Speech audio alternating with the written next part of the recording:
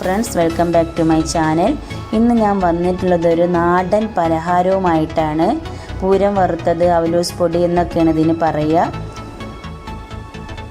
പണ്ട് കാലങ്ങളിലൊക്കെ പച്ചരി വെച്ചിട്ടാണ് അല്ലെങ്കിൽ ഉണങ്ങലരിയൊക്കെ വെച്ചിട്ടാണ് ഈ റെസിപ്പി ഉണ്ടാക്കിയിരുന്നത്.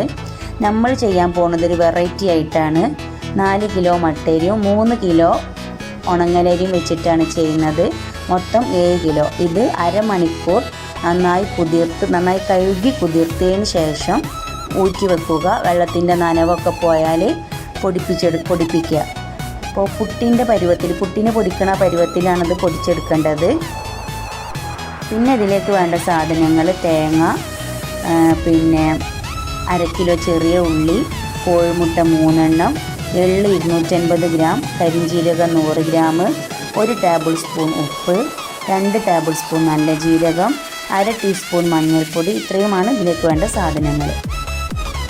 1 കിലോക്ക് ഒരു തേങ്ങ എന്നുള്ള കണക്കിലാണ് എടുക്കുക. പക്ഷേ തേങ്ങൻ്റെ അളവ് കൂട്ടുമ്പോൾ ടേസ്റ്റ് കൂടും.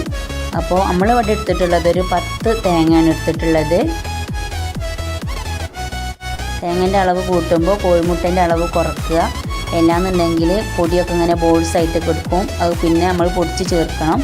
അതിൻ്റെ ആവശ്യം വരില്ല. നല്ല ടേസ്റ്റിലും നല്ല പാകത്തിലും കിട്ടണമെന്നുണ്ടെങ്കിൽ ആ നനവ് പാകാവാൻ വേണ്ടിയിട്ട് തേങ്ങൻ്റെ അളവ് കൂട്ടുമ്പോൾ കോഴിമുട്ടൻ്റെ അളവ് കുറയ്ക്കുക.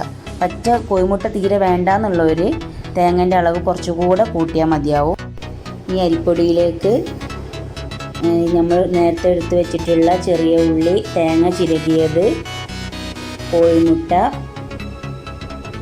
കരിഞ്ജീരകം, എള്ള്, മഞ്ഞൾപ്പൊടി, നല്ല ജീരകം എല്ലാം ചേർത്ത് നന്നായി മിക്സ് ചെയ്യുക. നന്നായി തന്നെ മിക്സ് ചെയ്യണം. മിക്സ് ചെയ്യൽ കുറയാൻ പാടില്ല. എന്നതിന് ശേഷം ഇതൊരു ഉരുളിയിലോട്ട് മാറ്റുക. മെഷീനിലാണിത് ചെയ്യുന്നത്, കറണ്ടിനാണിത് വർക്ക് ചെയ്യുന്നത്. ഇതൊരു ബ്രൗൺ കളറാകുന്നത് വരെ നന്നായി വറുത്തെടുക്കുക. അടുപ്പത്താണിത് വറുക്കണമെന്നുണ്ടെങ്കിൽ ബ്രൗൺ കളറാകുമ്പോൾ പെട്ടെന്ന് ഇറക്കി വെച്ചിട്ട് വീണ്ടും തവി വെച്ചിട്ട് നന്നായിട്ട് ഇളക്കി കൊടുക്കണം.